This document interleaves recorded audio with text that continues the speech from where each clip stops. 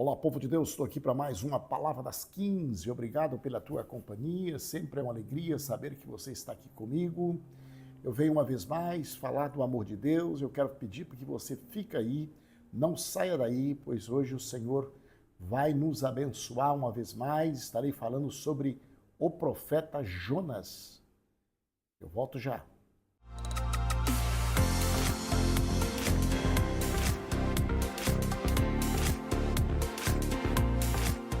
Palavra das 15 já está no ar, você é sempre bem-vindo aqui comigo, todos os dias, de segunda a sexta-feira. Obrigado pela tua companhia aqui conosco.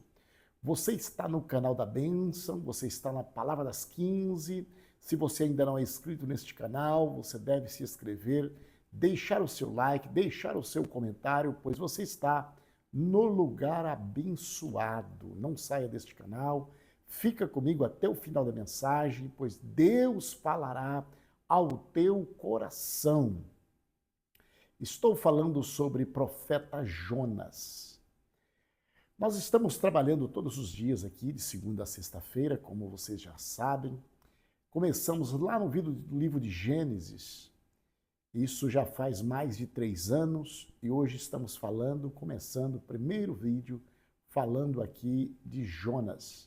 É possível que nós falaremos aqui muitas vezes dentro do livro de Jonas, que são 4 capítulos, mas a mensagem em cada versículo aqui, a profundidade é muito grande. Não precisa ser apreciador da Bíblia para saber quem é Jonas. Basta alguém dizer Jonas, que foi engolido pelo grande peixe, ou pela baleia, todo mundo já sabe de quem se trata. Então este profeta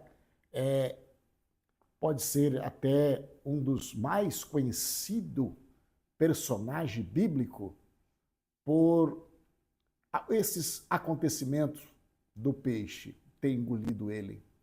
Então, falar de Jonas não é nenhum assunto desconhecido, mas Jonas, como eu trago a mensagem aqui todos os dias de uma forma mais sistemática, mais versículo por versículos, palavras por palavra, pode alcançar nossos corações, pode ter um resultado maior na aplicação da mensagem.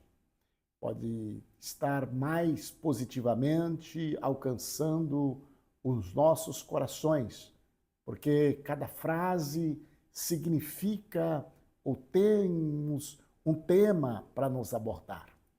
Então eu espero que você seja alimentado, uma vez mais, pela ministração da Palavra das 15. Profeta Jonas, capítulo 1, o verso 1 diz assim, eu estou usando a versão NVI, diz assim, a palavra do Senhor veio a Jonas.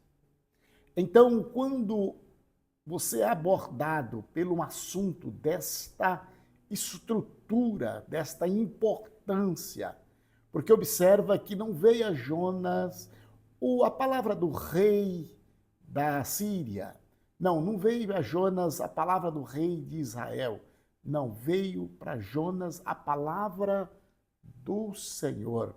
Quem é o Senhor?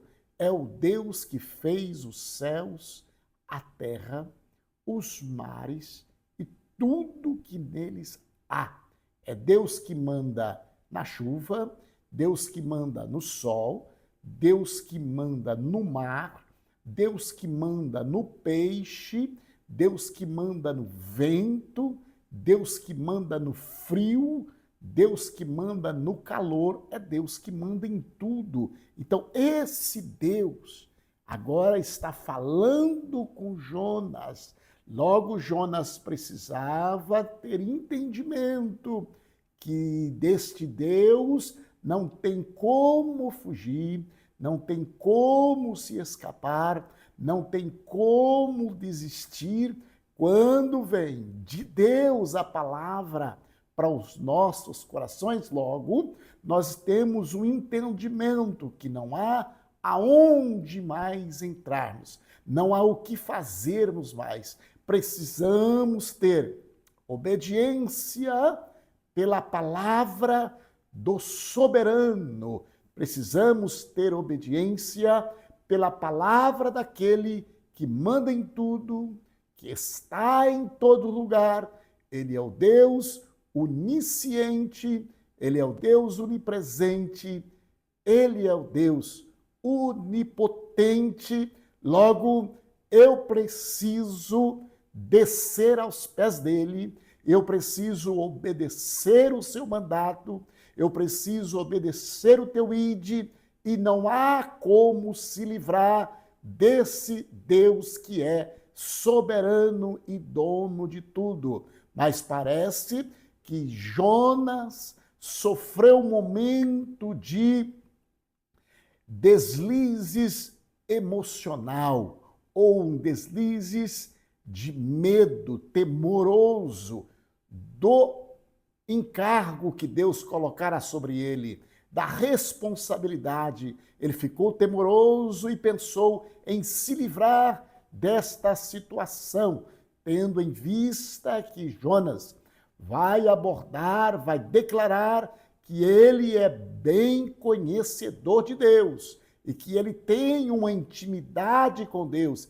Ele conhecia muito bem Jeová, mas mesmo tendo um conhecimento de Deus, mesmo sabendo que Deus é Deus, o ser humano tem o seu momento de fraqueza, o seu momento de fracasso, e foi o que aconteceu com o profeta Jonas. Jonas não se deu conta de quem era que estava falando com ele. Se ele tivesse parado um pouco, pensado um pouco, analisado um pouco, ele não teria resistido à ordem de Jeová. Mas ele deixou-a levar pelo medo, e o medo de ir até Nínive, o medo de ir profetizar ou pregar contra aquela nação, fez com que Jonas enfraquecesse e levasse a desobediência, entrasse em desobediência e levando sofrimento para mais pessoas que não tinham culpa de nada. Vejamos, porém, então, o texto em continuidade da leitura. Esta primeira parte, essa introdução, eu venho dizer, quando é Deus que ordenou, precisamos obedecer. Verso 2, vá depressa à grande cidade de Nínive e pregue contra ela, porque a sua maldade subiu até a minha presença. Então, o que eu tenho nesse texto aqui é que eu já disse estas mensagens, talvez no livro de Amós, quando eu estava pregando sobre o livro de Amós, que Deus é um Deus limitado também. Deus é um Deus longânimo. Deus é um Deus que sustenta. Deus é um Deus que tolera. Deus é um Deus paciente. Deus é Deus de mais uma oportunidade. Deus é Deus que abrange aquilo que você precisar. Mas Deus também, ele é, além de ser amor, ele é justiça também. Ele aplica a sua justiça por causa do seu amor. O caso que aconteceu aqui, o fato que aconteceu, o cenário que está aqui, dentro desta passagem de Jonas, foi por amor. Deus aplicou a justiça. Então a ordem agora é para que Jonas vá pregar contra a grande Nínive, esta cidade da Síria que só fazia maldade, aonde matava profeta, aonde matava pregador. E ele está com esta responsabilidade de pregar a esta cidade, Então ele disse: eu não vou e vou tentar me livrar desta situação. Ele não quis, mas o texto diz que a maldade desta cidade subiu até a minha presença. Porque maldade, ela vai fazendo, vai praticando, vai cometendo maldade. Vai chegar uma hora que ela está parada, pairando diante de Deus. E quando esta maldade chega lá, Deus envia o seu castigo. Então, maldade não deve ser começada e nem continuidade, nem repetição, porque Deus não deixa passar batido. Ele vai agir contra os malfeitores. Se há alguém que se levantou contra a tua vida, se levantou contra você, que você conhece que está praticando maldade, às vezes você se encontra ansioso, às vezes você se encontra pensando, mas Deus não está vendo. Deixa eu trazer uma palavra para você. Fica em paz, porque Deus está vendo, Deus está sentindo, Deus está presenciando e a ira dele vai se encher, a taça está enchendo contra malfeitores da era chamado hoje, no dia hedierno. Deus está com a taça sua da ira se enchendo sobre atitudes, sobre órgãos, sobre departamentos que regem a nossa nação, departamento que regem organização dentro desse país e fora deste país. Uma hora a taça vai encher e a ira de Deus vai se transbordar essa taça e ele derramará a sua ira. Então, quem viver, verás. Seguindo o texto. Mas Jonas fugiu, verso 3, da presença do Senhor, dirigindo-se para Tarsis. Desceu à cidade de Jope, onde encontrou um navio que se destinava àquele porto. Jonas não obedeceu. Jonas foi para a direção contrária do que Deus havia ordenado. O erro de Jonas. Desceu para um porto contrário da direção que Deus havia indicado. Ele agora entra em um navio para viajar para um outro sentido, contrário à responsabilidade que foi imposta sobre ele. Agora ele vai para Tarsis em vez de ir para a cidade de Nínive. Ou você vai para Nínive de navio, ou você vai para Nínive de peixe. Então, com Deus não tem meio termo. A ordem de Deus é obedecer e obedecer. O desígnio de Deus não será interrompido por desobediência.